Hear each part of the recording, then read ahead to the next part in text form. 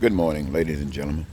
This is the 21st of August, and it's morning time, and I'm finding myself out here speaking to you again because this is another day, and the message has not been accepted. The message is genuine, and so here I am. You know, oftentimes we hear people say moving to the right, especially when we're talking about politics, when we're talking about economics, when we're talking about the conduct of the people within these continental United States of America. We say moving to the right, which usually infers that we're talking about conservatism. Conservatism. And when we're talking about conservatism, we're talking about the resources of the earth. We're saying the resources of the earth that were given by a power that we cannot see, cannot touch, cannot feel, but is the assumption that in time, these resources that are so essential for humankind will dissipate and they will not exist anymore. And so the conservative perspective is we allow as few people as possible to utilize these resources. In other words, it's better for 4 billion to utilize the resources than 8 billion. Stand to reason, conservatively thinking, that would conserve the resources. They would be remaining.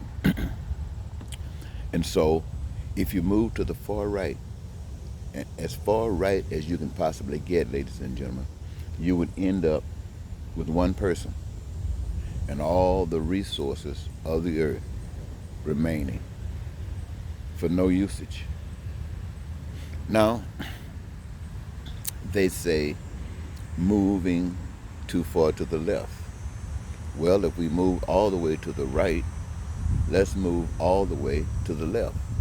Now, on the left, they say that is liberal. They say that if you went to the left, everybody on earth would be included. Everybody on earth. So if there are 8 billion people on earth, then 8 billion people would be included on the left. Now, from a conservative perspective, there is no way that this system of living can be maintained any period of time.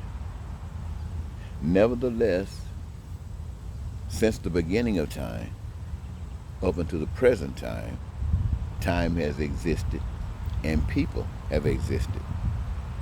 And the resources necessary for survival has always been here. Now, to their thinking, it might have been because of their conservative perspective. Perhaps that's why we've had so many wars. Well, that's another story for another time. But let's go back to this left, extreme left. What happens when you have 8 billion people, everybody over to the left? That means that the resources of the earth that were given by a power that we can't see, can't touch, can't feel, for the protection and the benefit of the human race, which is a direct result of that invisible power. The power that has the ability to provide for all its creations. The earth lives off something, and it's big. Water lives off something, and it's big. Air lives off something, and it's big. And humans have to live off something. And as air was prepared, water was prepared, then so is everlasting life. And so what the liberals find out is that there really is a God.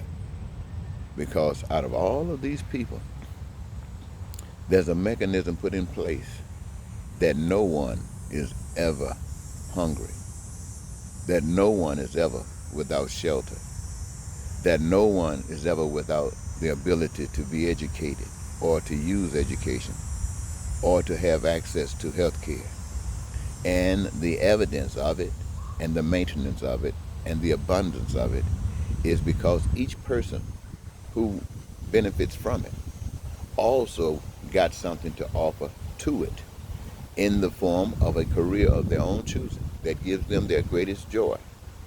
Yes, my friends, gives you your greatest joy. You wondered what you were going to do when you grow up.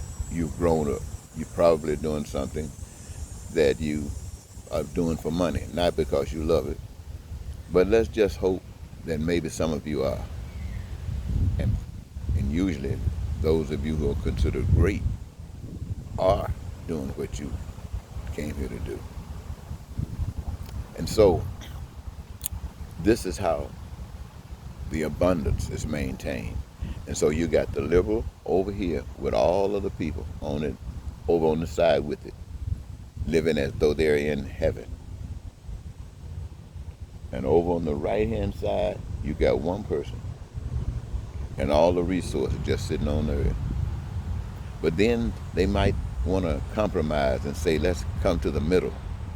Let's come to the middle. We won't go all the way to the right because we just might be wrong. And we won't go all the way to the left because we might just be wrong. So we'll stay in the middle. We'll stay in the middle. We'll stay in the middle.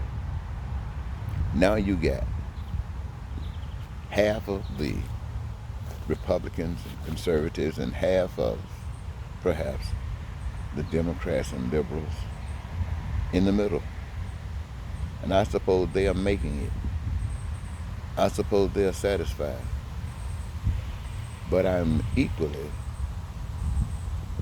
certain that those that's left out over there on the liberal side, those that's left out over there on the conservative side, are pissed off. And it makes it easy to understand that those in the middle might be directing this resentment between those that's been left out, conservative and liberal, got them blaming each other. While in the middle, they are pretending like they're carrying out for our benefit, the benefit of those that's left out. While life reflects that they're only looking out for the middle. Well, ladies and gentlemen, I say to everybody, for me, there was a message in George Floyd's murder. That was a message to all of the human beings on the face of the earth. And that message is that all the governments of man are designed to serve whatever benefits the men who designed them wanted to do. And none of them were designed to do what the Creator designed it to do. None. George Floyd's life being taken from him before us, and all of the crying out, all of the pain and the suffering, which is representative of that which is something common amongst people everywhere. And the crying out goes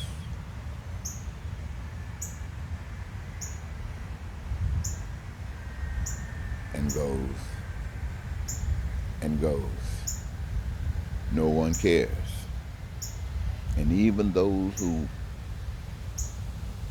observe the pain, who stand up and speak out against the pain, who advocate against the pain, who go to church and talk about a power that's against the pain. And yet, the pain continues. Why? Because the power on earth today is the power of man's government. It doesn't matter whether you're Chinese, whether you're North Korean, whether you're Russian, whether you're American, it doesn't matter. Black, it doesn't matter. It's the same thing. It's power. Man's power. And everywhere on earth where the government of men are in operation. This is what George Floyd's life represented. And the fact that George Floyd happened to die right before our eyes was a message to all of us who think that within these systems we can change things, you are dead on arrival. It's not going to happen. The system must be changed.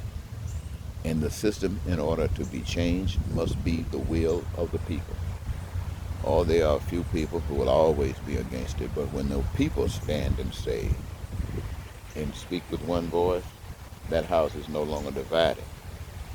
And so all the rotten wood and debris must be discarded. Discarded how? By the walk of love. Now, what am I saying? I'm saying to anybody that's listening,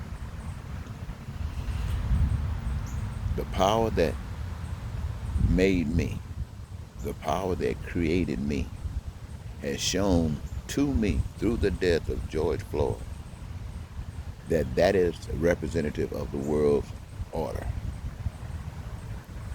But I know that there is a power that we can't see. I know that. I don't believe that. I used to believe it. Now I know. And I know that most of you believe it. You don't know it. You believe it. And since you don't know it, you are swayed many different directions. That's why you are considering voting for the Democrats, Biden and Ms. Harris, for the next presidency of the United States. Knowing that this you do know, you know you're not going to get what I've just been describing to you. You know you're not going to get that. But your hope is that you can avoid getting something as bad as Donald Trump. And you're willing to give up your whole life for the next 4 years just to be certain that you avoid Donald Trump. And yes, that is the determination. That is the decision that you have made. And you do it, all of the church people. There are many of you who are pissed off because you got the right-wing conservatives,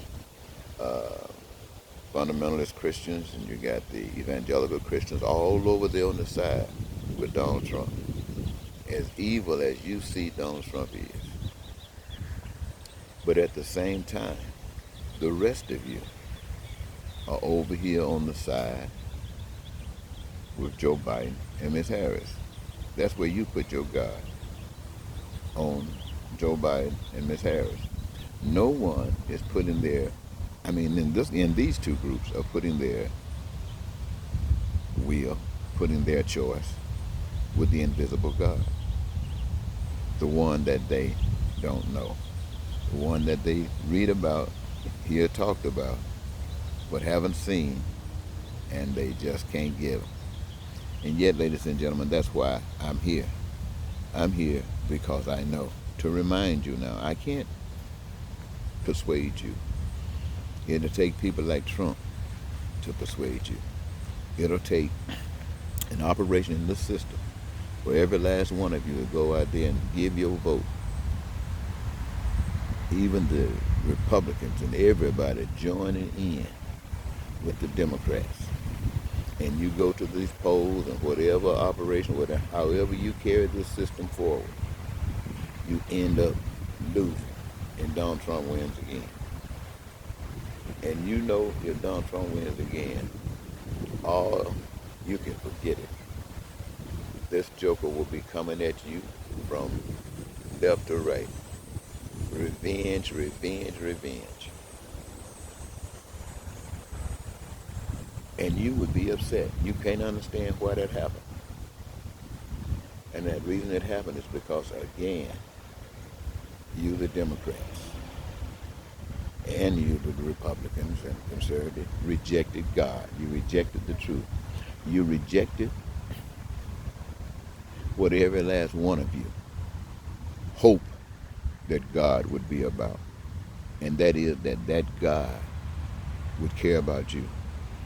Every last one of you would hope that whatever God is real, that God would care about you.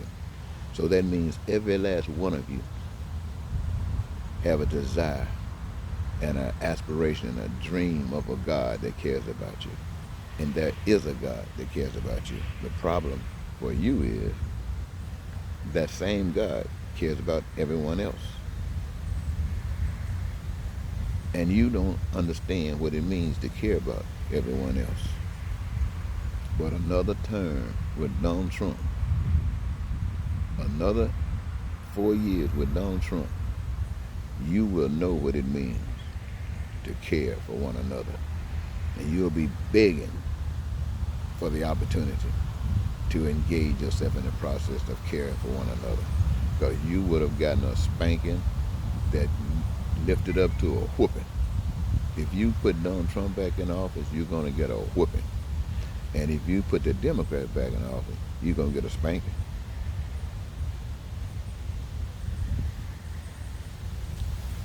Ladies and gentlemen, Eddie Marcus. I got many videos posted. You can go back through and you'll hear me talk about this for 30, 40 years. And all I'm saying to you is the same thing that I said to you then, is that God is real. I know you believe it, but you don't know it. And that's why you're going to go to the polls and vote for Republicans and Democrats, because you do not know. And your pastors don't know that. And they're not going to tell you about God and God's plan. They're not going to tell you. They're going to let you sit there and go through all this process and march your little tail right on down to the polls and vote for the lesser of two evils. Boy, what a message. What a message. Goodbye.